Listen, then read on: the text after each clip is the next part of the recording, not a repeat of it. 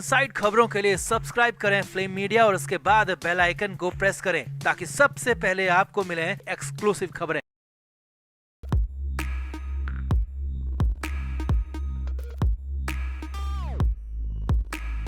उद्धव ठाकरे की party Shiv Sena UBT के लिए हालात मुश्किल नहीं बने बल्कि बहुत ज्यादा मुश्किल हो गए। और अब जब संसद का सत्र शुरू हो गया है तो ऐसे में उद्धव ठाकरे के सांसदों ने साथ छोड़ना शुरू कर दिया। और ये हम नहीं कर रहे हैं बल्कि एक बहुत बड़े नेता ने बहुत बड़ा ये दावा किया है कि बहुत जल्द उद्धव ठाकरे के 9 में से 7 सांसद उनका साथ छोड़ रहे हैं और ये बीजेपी में शामिल होने जा रहे हैं। और इसकी उल्टी गिनती तक शुरू हो गई। और यही नहीं, दूसरी तरफ उद्धव ठाकरे रोते बिलखते परेशान होकर संजय राउत के घर पहुंच गए। तो इन चीजों का, दो पूरी बातों का मतलब क्या है, इन पूरी दो बातों का सीक्रेट इनसाइड स्टोरी क्या है, वो आपको दिखाते हैं, बताते हैं कि आखिर क्या संजय राउत फाइनली फिर से उद्धव ठाकरे और उनकी पार्टी के लिए विलन बन रहे हैं। जो सांसद उद्धव ठाकरे की पार्टी छोड़ने वाले हैं उनके नाम तक आ गए हैं और बड़े नेता के दावे के बाद बहुत बड़ा बवाल मच गया। तो दिखाते हैं, आपको बताते हैं सब कुछ। आप भी वीडियो को शेयर करें, कमेंट करके अपनी राय जरूर दें।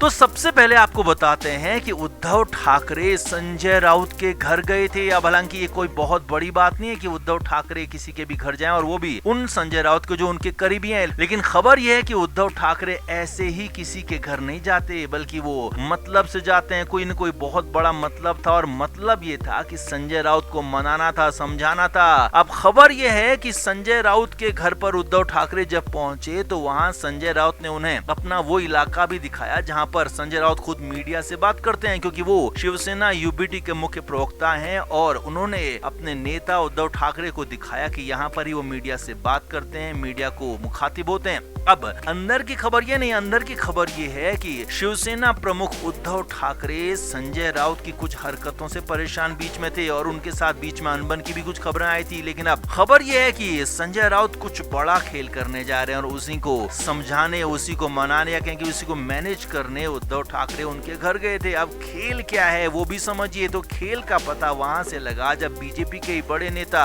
गिरीश महाजन ने बड़ा दावा कर दिया। हालांकि पिछले महीने भी गिरीश महाजन ने दावा किया था कि शिवसेना यूबीटी के कई सांसद और विधायक अब हमारे यानी कि बीजेपी के साथ आ जाएंगे। तो ऐसे में अब फाइनली इस बार गिरीश महाजन ने नंबर्स तक गिना दिए। जी हाँ, शिवसेना यूबीटी के 9 में से 7 सांसद हमारे साथ आ जाएंगे, दावा कर दिया गिरीश महाजन की तरफ से। और ये बहुत जल्द होने वाला है। संसद सत्र शुरू हो गया और हो सकता है इसी संसद सत्र के दौरान ही ऐसा कुछ हो जाए। अब हालांकि नियम भी है दल बदल का कि अगर 2/3 से ज्यादा सांसद या विधायक अगर किसी पार्टी को छोड़ते हैं तो उनमें फिर दल बदल विरोधी कानून नहीं लगता है। और इसीलिए गिरीश महाजन ने कहा कि पहले 4 सांसद ही हमारे साथ थे तो इसलिए मुश्किलें थी, क्योंकि 9 में से 4 नहीं आ सकते थे, उनकी सदस्यता रद्द हो जाती है। लेकिन यहाँ पर अगर 9 में से 7 सांसद यूबीटी के बीजेपी के साथ जाते हैं तो उनकी संसद सदस्यता पर भी कोई फर्क नहीं पड़ने वाला है। अब पहले आप नाम समझिए भी कौन कौन नाम है। शिवसेना यूबीटी के जो 9 सांसद हैं उनमें संजय देशमुख हैं, आशुतोष पाटिल हैं, जाधव संजय यानी कि संजय जाधव हैं, राजा भाऊ हैं, संजय पाटिल हैं, अनिल देसाई हैं, अरविंद सावंत हैं और भाऊ साहेब राजाराम हैं। इसके अलावा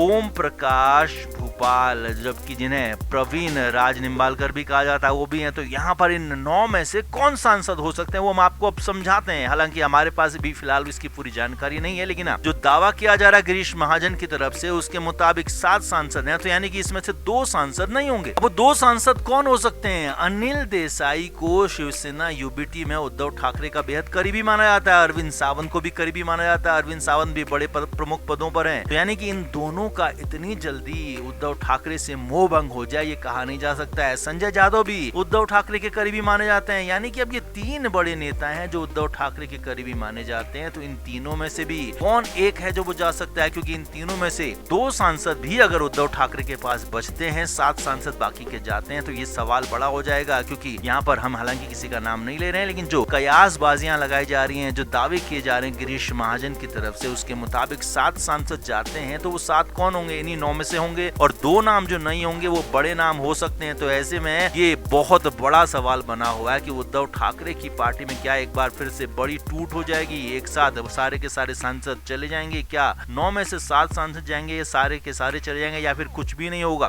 इसीलिए उद्धव ठाकरे परेशान होकर मुश्किलों में आकर संजय राउत से मिलने उनके घर तक चले गए। तो क्या आप संजय राउत से मिलकर उद्धव ठाकरे अपनी पार्टी को बचा पाएंगे? आप भी कमेंट करके जरूर बताएं, वीडियो को शेयर भी करें।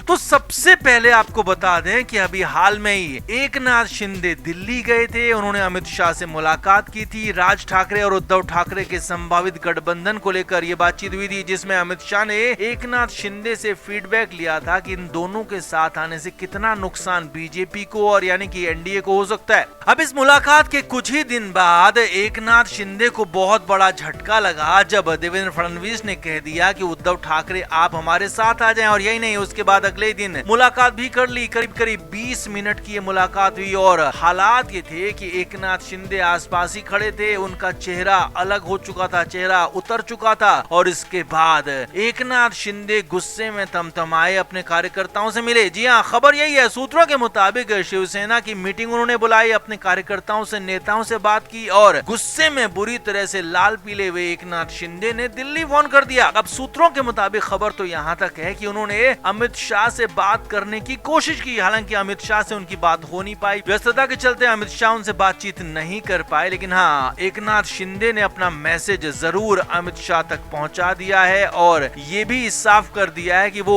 ऐसे ही चुप बैठने वालों में से नहीं है, क्योंकि अब उनका असली रूप देखने को मिलेगा, असली रूप उनका सामने नजर आएगा। अब सूत्रों के मुताबिक ये भी खबर है कि नाराज एकनाथ शिंदे अपने गाँव जा सकते हैं, क्योंकि यहाँ पर उद्धव ठाकरे के साथ भी जब उनकी दिक्कतें हुई थी और जब एकनाथ शिंदे को मुख्यमंत्री पद से हटाकर उप मुख्यमंत्री बनाया गया था, तो तब भी एकनाथ शिंदे नाराज ही थे। तो और अपनी नाराजगी को जताने के लिए उन्होंने गांव वाला ही सहारा लिया था। एकनाथ शिंदे तब भी सतारा जिले में स्थित अपने गांव चले गए थे और उसके बाद लंबे समय तक वहीं पड़े हुए थे। यहाँ तक कि खबरें ये भी आने लगी थी कि वो शायद महाराष्ट्र की सरकार में शामिल ना हो, इसीलिए उन्होंने अपना विरोध जताया था और ये भी मैसेज भिजवाया था कि वो बीमार हैं, ताकि वो लंबे समय तक अपने गाँव रह पाए। यानी कि हर बार जब भी एकनाथ शिंदे नाराज होते हैं, जब भी एकनाथ शिंदे को गुस्सा आता है, किसी को अपनी नाराजगी दिखानी जतानी होती है, तो वो अपने गांव सतारा चले जाते हैं और इस बार भी ऐसा ही कुछ होने जा रहा है। इसीलिए खबर यही है, बड़ी खबर यही है कि इस पूरे मामले में देवेंद्र फडणवीस और एकनाथ शिंदे के बीच में जो लंबे समय से टेंशन चल रही है, दोनों के बीच में अनबन की खबरें लगातार आ रही हैं, तो उसके बीच में अब अपडेट यही है कि फडणवीस उद्धव ठाकरे को लेकर सॉफ्ट नजर आ रहे हैं, उद्धव ठाकरे को साथ आने के लिए मना रहे हैं और दूसरी तरफ एकनाथ शिंदे लगातार बिदक रहे हैं, क्योंकि उनके साथ गलत हो रहा है, ऐसा उनको लगता है, उनकी पार्टी को लगता है। इसीलिए बहुत जल्द कुछ बड़ा भी हो सकता है कि अमित शाह को दिल्ली से मुंबई आना पड़े, मामले में दखल देना पड़े, अगर वो चाहेंगे तो। लेकिन हाँ, अगर महाराष्ट्र में सब कुछ देवेंद्र फडणवीस के हवाले कर दिया हो तो फिर मामला अलग हो सकता है, तो फिर शिंदे के लिए मुश्किलें बढ़ सकती हैं। तो कुल मिलाकर महाराष्ट्र की सियासत अब किस करवट बैठेगी, किस कदर किस तरफ मुड़ेगी, ये फिलहाल कहा नहीं जा सकता। लेकिन हाँ, हर रोज नया अपडेट आ रहा है, हर रोज नया बवाल हो रहा है, जिससे महाराष्ट्र की सियासत में उथल पुथल मची हुई है। तो आपका इस पूरे अपडेट पर क्या कहना है? क्या वाकई में एकनाथ शिंदे इस बार नाराज होकर एनडीए का साथ, बीजेपी के साथ छोड़ देंगे, या फिर इस बार भी प्रेशर टैक्टिक्स अपना रहे हैं उद्धव ठाकरे को किनारे करने के लिए, साइडलाइन करने के लिए? और क्या एकनाथ शिंदे की इस टैक्टिक्स से उद्धव ठाकरे फिर से साइडलाइन हो जाएंगे? आप क्या मानते हैं? कमेंट जरूर करें, वीडियो को शेयर भी करें।